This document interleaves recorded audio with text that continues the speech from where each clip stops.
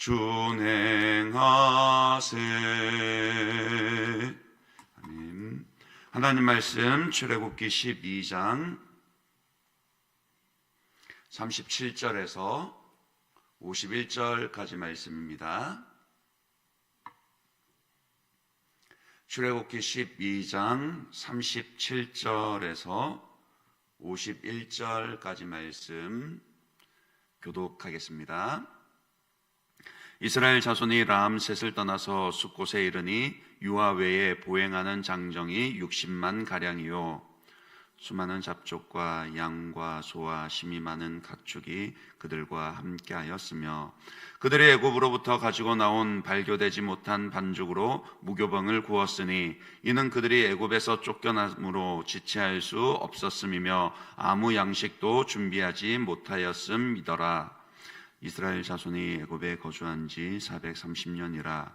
430년이 끝나는 그날에 여호와의 군대가 다 애굽 땅에서 나왔은즉 이 밤은 그들을 애굽 땅에서 인도하여 내심으로 말미암아 여호와 앞에 지킬 것이니 이는 여호와의 밤이라. 이스라엘 자손이 다 대대로 지킬 것이니라.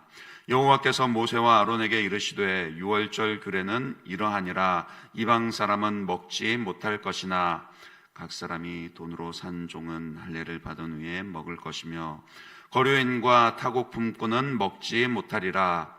한 집에서 먹되 그 고기를 조금도 집 밖에 내지 말며 뼈도 꺾지 말지며 이스라엘 회중이 다 이것을 지킬지니라. 너희와 함께 거류하는 타국인이 여호와의 유월절을 지키고자 하거든 그 모든 남자는 할례를 받은 후에야 가까이하여 지킬지니 곧 그는 본토인과 같이 될 것이나 할례 받지 못한 자는 먹지 못할 것이니라. 본토인에게나 너희 중에 거류하는 이방인에게 이 법이 동일하니라 하셨으므로 온 이스라엘 자손이 이와 같이 행하되 여호와께서 모세와 아론에게 명령하신 대로 행하였으며 바로 그날에 여호와께서 이스라엘 자손을 그 무리대로 애굽 땅에서 인도하여 내셨더라. 아멘. 10가지 재앙이 끝나고 이제 드디어 이스라엘 백성들이 출애굽, 즉 애굽에서 탈출하는 장면입니다. 그런데 39절에 보시면은요, 그들이 애굽에서 쫓겨남으로 그랬는데 이때의 이 쫓겨남은요, 안 가려고 그렇게 막 버티는데 억지로 쫓겨났다 그런 뜻이 아닌 거죠. 앞서 33절에서도 우리가 보았던 것처럼 애굽 사람들은 말하기를 우리가 다 죽은 자가 되도다 하고 그 백성을 재촉하여, 그러니까 애굽 사람들이 이스라엘 사람들을 재촉하여 그 땅에서 속히 내보내려 함으로 그랬습니다. 다시 말해서 바로를 비롯한 애굽 사람들이 제발 빨리 나가 주십시오라고 그렇게 이스라엘 백성들에게 강청하면서 떠밀어서 그래서 그 땅을 벗어났다 그런 뜻입니다. 그럴 수밖에 없죠. 애굽에 내린 이 10가지 재앙은 그 당시에 세계를 제패하고 있던 애굽의 국력을 급격하게 훼손시켰고 정말 온 나라가 망할 지경에 이르렀기 때문입니다. 무엇보다도 장자의 죽음이 컸죠. 생각해 보세요. 한날 한시에요. 그것도 한두 사람의 집이 아니라 권력자 바로에서부터 나라 안에 미천한 신분의 그런 가문까지 온 집안의 그 첫째들이, 심지어는 짐승들까지도 다 죽었습니다. 가문과 나라의 그 장래요, 비전이요, 꿈이요, 생명의 근원인 이 장자의 죽음으로 인해서 온 나라가 두려움과 공포에 휩싸였고 그들이 보기에는 모든 재앙의 근원이 이스라엘 백성들과 이스라엘의 신 여호와 하나님께 있었기 때문에 어떻게든 빨리 내보내고 싶었던 거죠. 그런데 이스라엘 백성들 입장에서는 과연 이렇게 쫓기듯이 나와야 했는가? 이런 생각을 할 수 있습니다. 어쨌든 지금 갑의 위치에 있는 건 누구예요? 바로가 아니라 모세이고요. 애굽 사람들이 아니라 이스라엘 백성들이었기 때문입니다. 그럼에도 불구하고 이스라엘 백성들이 애굽에서 나올 때의 이 모습을 쫓겨났다라고 그렇게 여러 번 반복해서 표현합니다. 오늘 39절에서도 그들이 애굽으로부터 가지고 나온 발교되지 못한 반죽으로 무교병을 구웠으니 이는 그들이 애굽에서 쫓겨남으로 지체할 수 없었음이며 아무 양식도 준비하지 못하였음이었더라. 하나님은 왜 이렇게 말씀을 하시는 걸까요? 이 출애굽 모티브는 영적으로 하나님의 구원을 상징합니다. 이스라엘 백성들이 모세의 인도 아래 이 430여 년간 노예로 있던 애굽에서 탈출한 것처럼요. 우리 주 예수 그리스도로 말미암아 죄인들이 구원받고 죄와 사망의 지배로부터 벗어나게 됐습니다. 그렇다면 출애굽하던 이스라엘 백성들이 쫓겨나듯이 급하게 나왔다. 이거는 무엇을 상징하는 거겠습니까? 죄로부터 구원을 받을 때는 미련을 두지 말고 빨리 나와야 한다라는 거예요. 그 모습을 보여주는 겁니다. 사실 이스라엘 백성들에게도요, 이 애굽 땅을 벗어난 애굽 땅 밖의 땅은 미지의 영역이었습니다. 약속의 땅 가나안을 향해서 가야 한다라고 말을 하지만 단 한 번도 가보지 못한 땅이죠. 오히려 당장의 눈에 보이는 것은 홍해 바다였고 메마른 광야였습니다.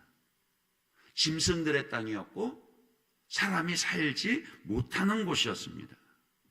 반면에 애굽 땅은요, 그들에게 여러 수대에 걸쳐서 오랫동안 터를 잡고 있던 그런 곳이죠.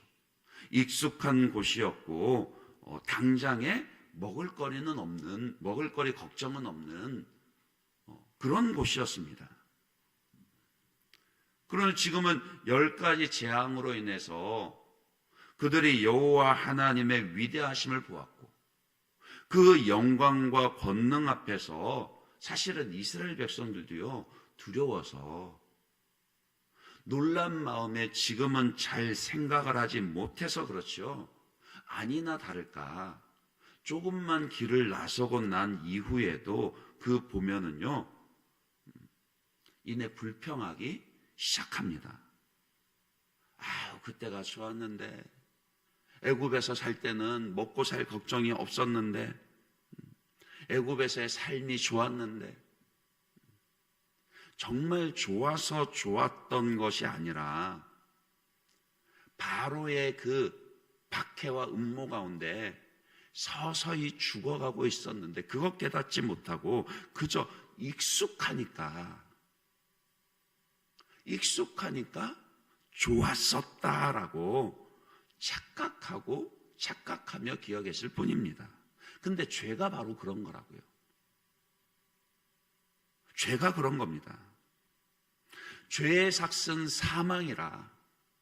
죄는 반드시 하나님의 영원한 심판과 멸망을 가져옵니다. 그런데 당장에는 죄가 주는 그 유익과 쾌락이 있거든요. 죄가 주는 그 잠깐의 즐거움과 익숙함에 빠져서 그것이 영원한 죽음과 심판을 가져온다라는 것을 깨닫지를 못하고 자꾸 미련을 갖습니다. 그게 죄인의 본성이라고요. 구원을 받았다 하는 우리에게도 여전히 그런 죄의 본성, 죄의 습관들요. 그러니까 옛사람의 구습과 유혹들이 남아 있습니다. 그래서 어떻게 구원을 받았었는지 오늘 본문으로 말씀하면 어떻게 애굽에서 나왔었는지를 생각하라는 겁니다.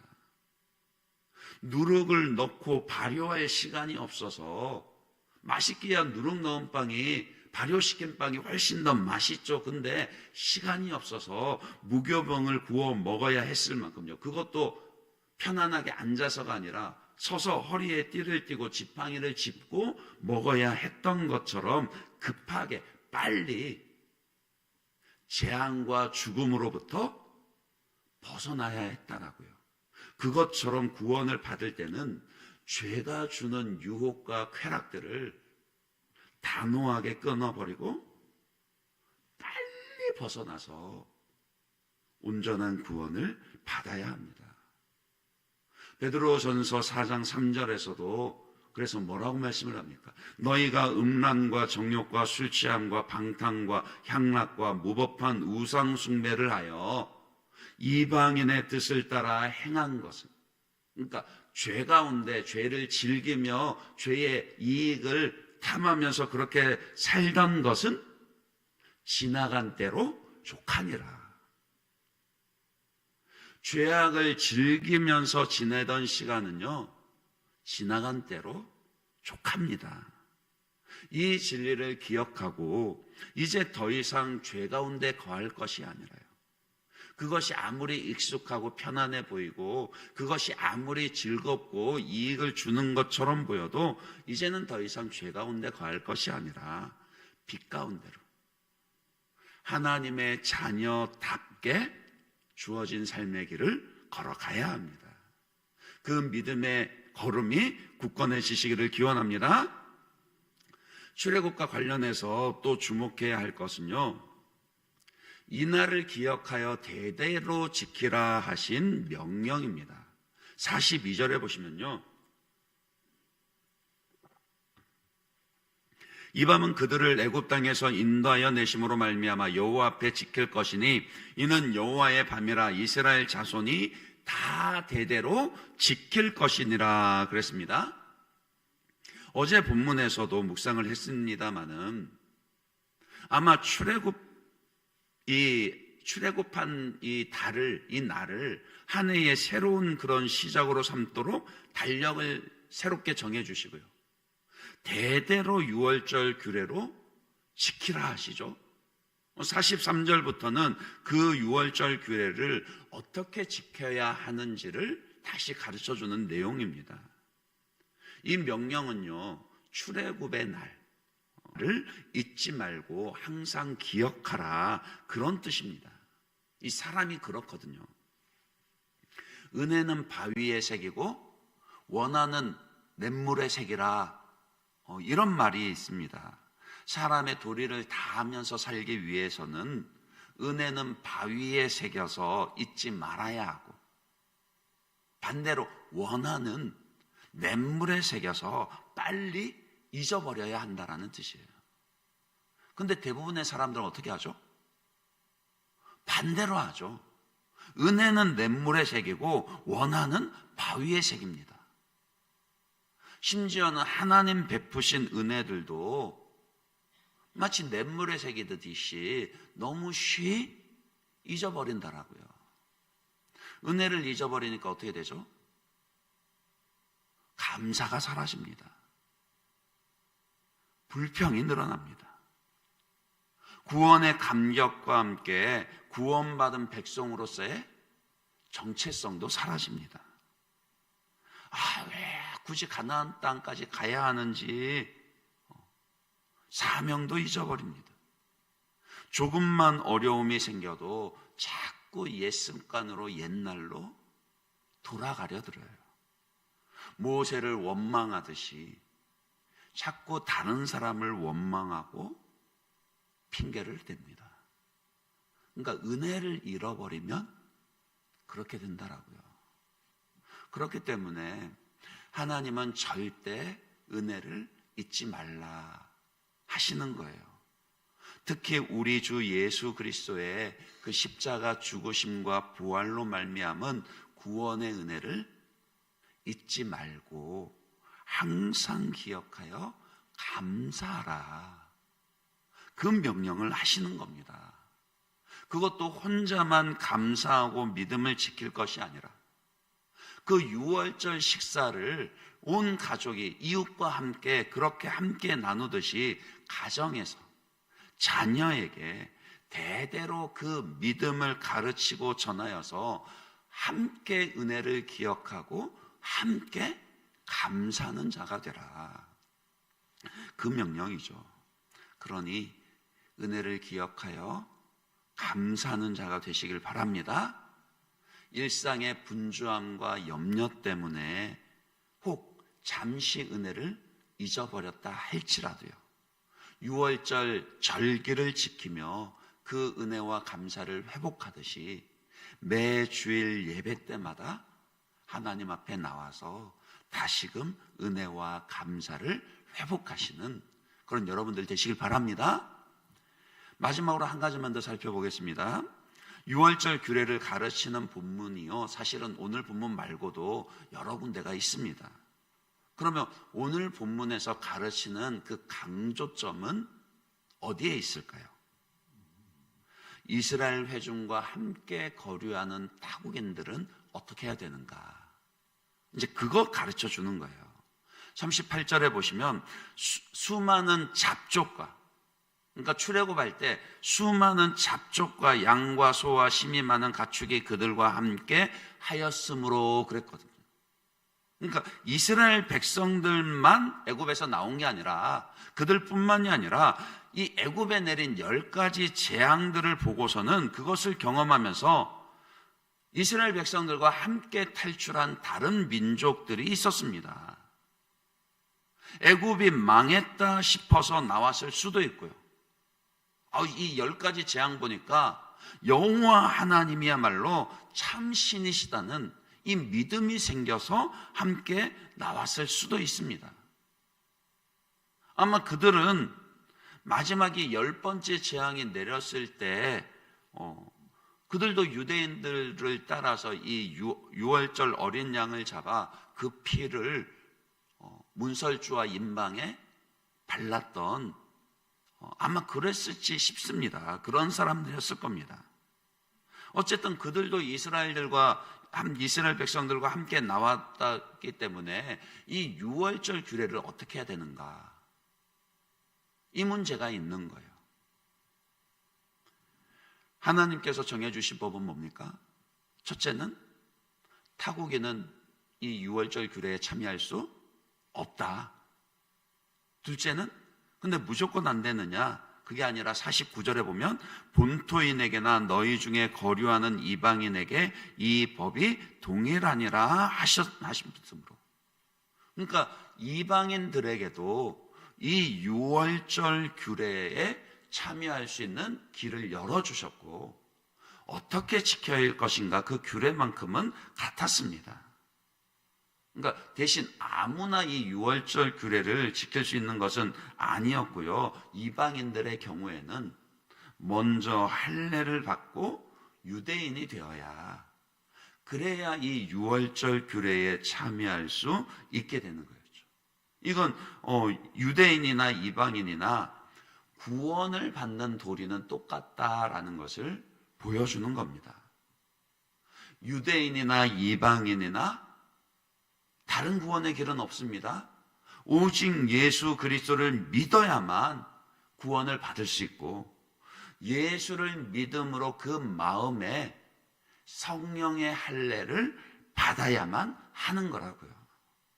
어쨌든 중요한 것은 이미 하나님께서 이방인들을 위한 구원의 길을 열어주셨다라는 거예요. 이스라엘 나라를 처음 세운 이 출애굽 장면에서부터요, 이스라엘 민족을 애굽에서 구원하시는데 그들만 구원하시는 게 아니라 수많은 다른 민족들도 함께 구원하셨습니다. 그런데 유대인이나 이방인이나 그 구원의 방법은 동일하더라고요. 오직 예수, 오직 은혜, 오직 믿음, 하나님의 은혜로 예수 그리스도를 주와 구주로 믿고 영접하는 것 외에는 다른 구원의 길이 없습니다. 그렇기에 오늘 우리는 우리의 이웃에게도 하나님이 열어놓으신 이 구원의 길로 초청해야 하는 것이죠. 그들과 함께 예수를 믿어서 함께 죄와 사망으로부터 벗어나서 구원을 받을 수 있도록 불러내야 합니다. 우리가 6월 20일 이웃 초청 사랑 잔치를 하는 것도 그것 때문이죠. 그들을 죄와 사망으로부터 불러내어 생명과 기쁨으로요, 이 하나님의 집으로 불러내기 위해서 이웃 초청 사랑 잔치를 하는 것이죠. 말씀을 맺습니다. 이스라엘 백성들의 출애굽 장면에서 세 가지를 말씀을 드렸습니다. 첫째, 구원을 받을 때에 죄의 유혹과 습관들을 단호하게 버려야 합니다. 우리가 보낸 죄의 나날들은 지나간 날들로 족합니다. 둘째, 구원의 은혜를 항상 기억하여 감사해야 합니다. 그래야 하나님의 자녀로서의 정체성도 사명도 힘있게 지켜갈 수 있습니다. 마지막으로 이 구원의 행렬에 우리의 이웃들도 초청해서 함께 할 수 있도록 불러내야 합니다. 이 진리들을 기억하시고 순종하시는 저와 여러분들 되시기를 주님의 이름으로 축원합니다.